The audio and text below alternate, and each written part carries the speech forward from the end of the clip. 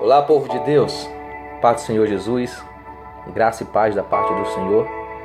Eu sou o evangelista John Leno e eu quero nesse dia, quero convidar você a meditar na palavra do Senhor. Eu estava aqui falando com Deus a respeito de como anda a nossa família, de como anda o nosso testemunho perante a nossa família. E o Senhor aqui me levou no exemplo da história de um homem muito conhecido na Bíblia.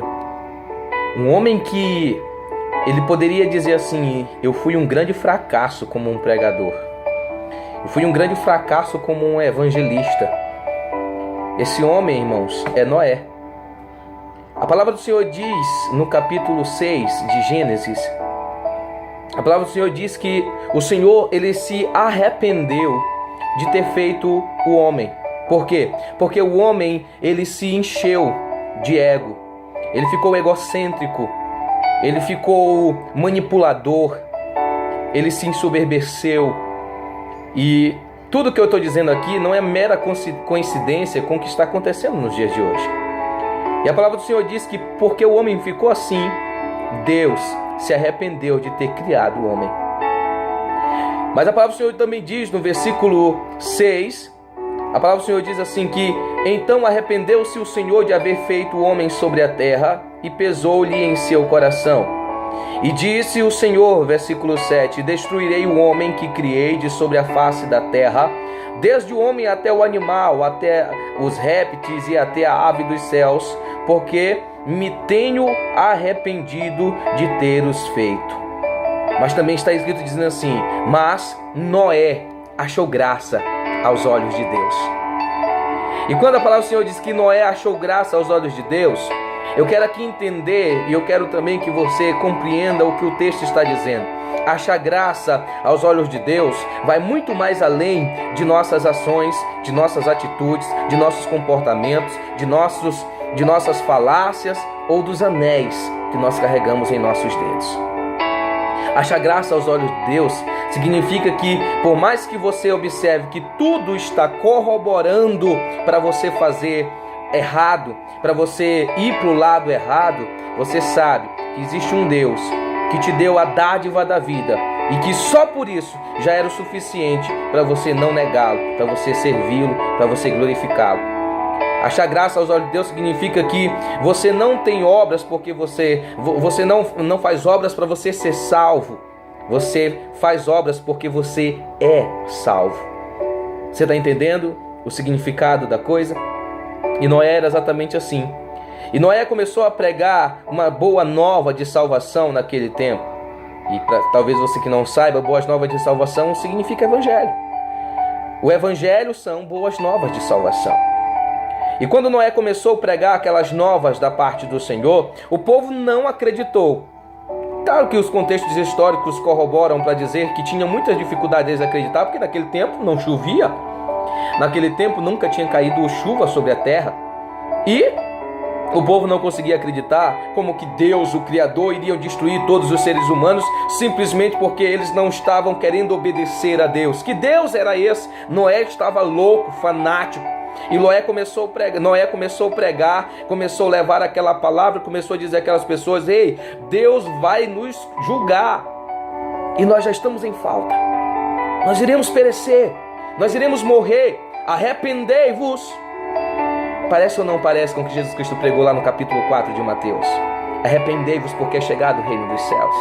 Muitas pessoas perguntam assim: arrepender de quê, irmão? Eu nunca matei, irmão. Eu nunca me prostituí. Eu nunca fiz mal. Ao contrário, eu sou muito mais gente boa do que algumas pessoas que estão dentro dos templos que vocês congregam. Não tem pessoas que são assim? Eles dizem assim: eu sou melhor do que A, do que B, do que C. E ele acha que por ele fazer algumas coisinhas legais, ele já pode ir para o céu. A palavra do Senhor, ela nos ensina, e ela é bem categórica nisso, quando ela diz que não é por nossas obras, e sim dom de Deus. Foi Deus que resolveu nos amar. E esse mesmo dom, essa mesma graça alcançou Noé. E Noé sabia que o povo crendo ou não crendo, e agora é o que eu quero falar contigo. O povo crendo ou não crendo na tua mensagem, ou na mensagem que você tem passado, que não é tua e sim de Deus, não esmureça, não retroceda, não rede o pé, não volte atrás, porque você sabe que aquele que te deu a palavra, aquele que te trouxe a mensagem, ele é fiel para cumprir. Ele vai cumprir a sua palavra no tempo certo, no tempo hábil, no tempo bom. O Senhor vai cumprir a sua promessa. Sabe o que eu entendo quando eu estudo sobre a história de Noé?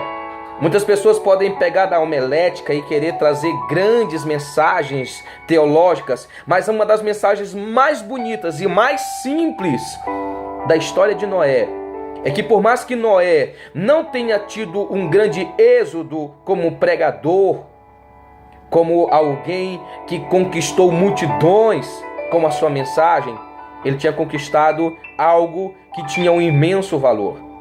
Noé não conquistou nenhum que estava fora da sua tenda, mas ele não deixou nenhum dos que estavam junto dele perecerem no mundo. Como é que anda o teu testemunho dentro da tua casa? Como é que anda o teu testemunho quando não tem ninguém te olhando, somente os teus? Somente a tua casa, somente a tua esposa e os teus filhos. Como é que anda o teu testemunho?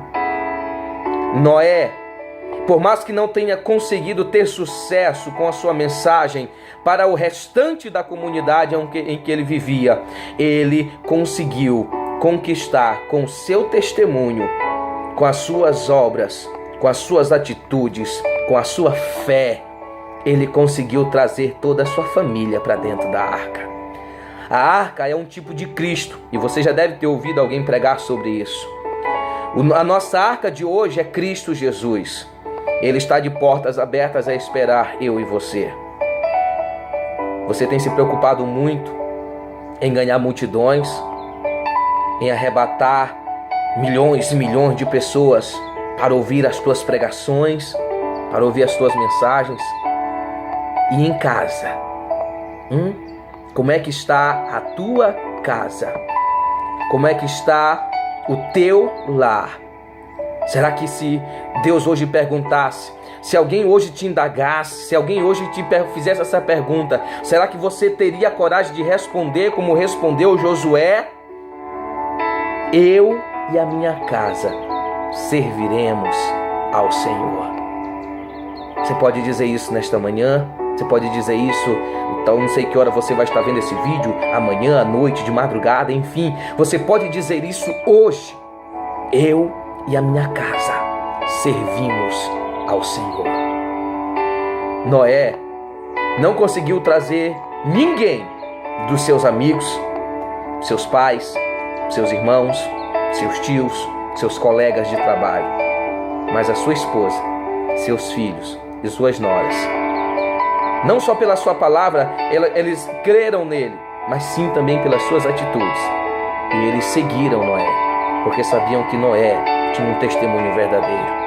Teus filhos precisam ver em você um testemunho verdadeiro, para eles crer que o Deus que você serve é um Deus justo e fiel. Sabe por quê?